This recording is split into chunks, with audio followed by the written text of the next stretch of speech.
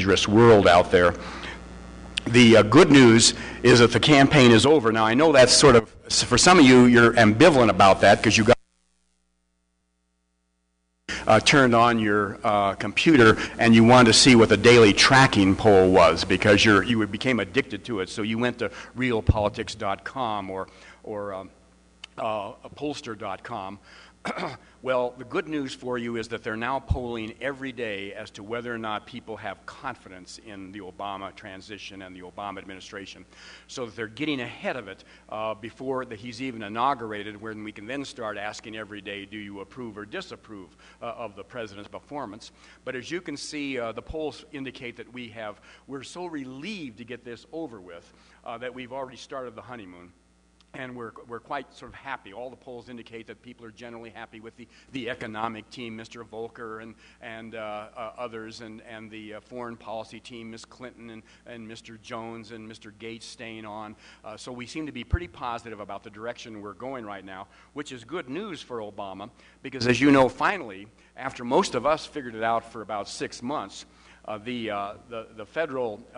National Bureau of Economic Research, which is the body that is officially designated that it decides whether we're in a recession, decided on December the 2nd that we are indeed in a recession. And when you listen to some of the economists that had input in it, because it's essentially a type of survey of leading economists, you can see that at least some of them were extremely sanguine. I mean, they basically believe that we're barely in this deleveraging, the start of this deleveraging, and it could go on till the end of 2010. Hopefully, we will see the light at the end of the tunnel by the end of 2009, but quite frankly, it could be a long slog out there. Now, notice that bottom line. We're 12 months into this recession. The longest recessions we've had since the Second World War were counted as 16 months. Well, don't you have a pretty good feeling we're going to go beyond 16 months here if we're already 12 months into it and they just declared it? Absolutely. We're looking at 24 months, maybe longer, maybe 36. Hence, we're moving into sort of the depression type of situation in terms of the possible job loss and downturn. So needless to say, the economy has kind of taken over the presidency. I won't spend too much time on this. You've probably heard me before because I gave a version of this in 2006. But this has been an unbelievable transition from a state that, while it has a history of being competitive, at least in the last 8 to 10 years, was pretty solidly Republican as you went down that list. And so when you looked at 1998, for example, Governor Owens, Republican, Senator Campbell, Senator Allard, Republicans had 4 of 6 House seats. They overwhelmingly controlled the legislature. And the president, First President Dole, Senator Dole, won the state by 2%, lost the presidency, but won the state in '96, and President Bush won it in 2000. And if you looked at, let's say, even as late as 2002, remember Governor Owens was reelected by 63%. Senator Allard was reelected by 5%, and again, and the president was reelected by, and in 2004 he was reelected. The president was reelected by 5%. And now Ritter, Salazar, Udall just won. There are 7 congressional districts, and 5 of them are Democratic. As a matter of fact, they've run out of seats. They clearly are not going to win the 6th down in Douglas County and Arapahoe and El Paso County. But everything else is even remotely competitive. And quite frankly, you could argue the 4th isn't all that competitive, the High Plains and Weld County out there. And they won it by 12 percentage points, the Democrats did. Obama carried the state by more than he carried the country. That's unbelievable. Normally, there's at least a 2-point, 3-point lag in Colorado. Democrats do poorer than whatever the Democrat does nationally. And the key, in my opinion, is that registration, that bottom figure there. Republicans have had more than 100,000 vote registration advantage through most of the 90s. It went up to 180,000 votes in 2002 when the governor was reelected, Governor Owens, and now it's down to 14,000. And if you look at active voters, it's in point of fact, the Democrats are probably up a little bit. So that's an amazing shift. There have been a number of articles written on it. Gary Hart did a manifesto. You know, he lives in Troublesome Gulch. And he gave some advice to Dean, the chairman of the Democratic Party. Now, Dean had already figured out that we ought to have a 50-state strategy for Democrats. They ought to target the entire country, leave nothing out, because typically you just went to where you had a chance of winning and you sort of ignored the rest of the states, and so Colorado wouldn't really get much attention. But he said 50-state strategy, and Gary reinforced that. He said, absolutely, Colorado can be one, and maybe Nevada, New Mexico, Arizona, et cetera, et cetera. Fred Barnes, a conservative in the Weekly Standard, wrote the Colorado model, sort of describing what had happened here. Ryan Lizza is a liberal, quite good writer, and wrote a thing called the Code of the West in the New Yorker.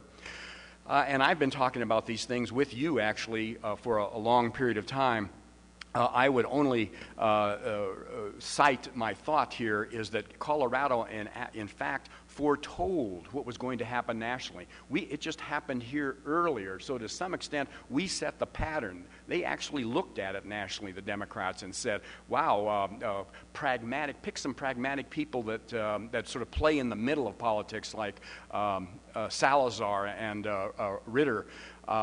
Spend a huge amount of money on infrastructure, that is to say, build some new think tanks and some new research institute and create blogs, and spend a lot of money on candidates, and some wealthy entrepreneurs here did that. The Democrats also had the benefit of the economy becoming the big issue in 2003 and 2004, and so consequently sort of pushing aside the fact that you wanted a small government or no taxes, or were interested in social issues, and put how do you pay for government, how do we pay for the roads we want, how do we stop from cutting every year because of the Tabor limitations. Simultaneously with that, as you know, the Republicans, the day, I remember it was in March of 2004, Ben Campbell decided to retire. You remember he had sort of an epiphany. He said, well, I don't feel well. Okay, I quit. And everybody had assumed, including all the Republicans, that he was going to run. He was going to be the nominee in 2004. Governor Owens wasn't prepared. He had just had some family issues. He decided not to go. And then you remember primary, Schaefer, Coors, Salazar gets the nomination. And from that point on, Democrats have really, that was sort of the turning point. You could just sort of feel the shift go on there. And Democrats have been on a tremendous roll. Obviously, it's helped with the national brand in such disrepute. The governor or the president being at about a 25 approval rating. The war, first the war in Iraq, and now the economy.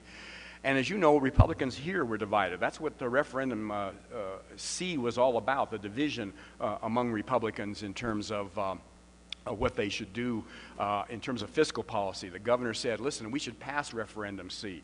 We should go ahead and lift these Tabor caps for a few years, 5 years. And about 60% of the party said, no, we shouldn't.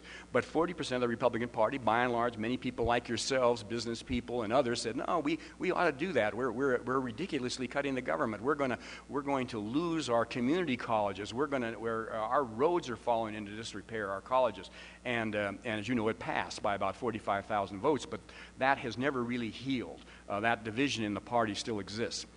So the Democrats have figured this out. This is from that article by Ryan Lizza in the New Yorker, and this is the Democrats' pollster, a guy from Florida who polls for the governor.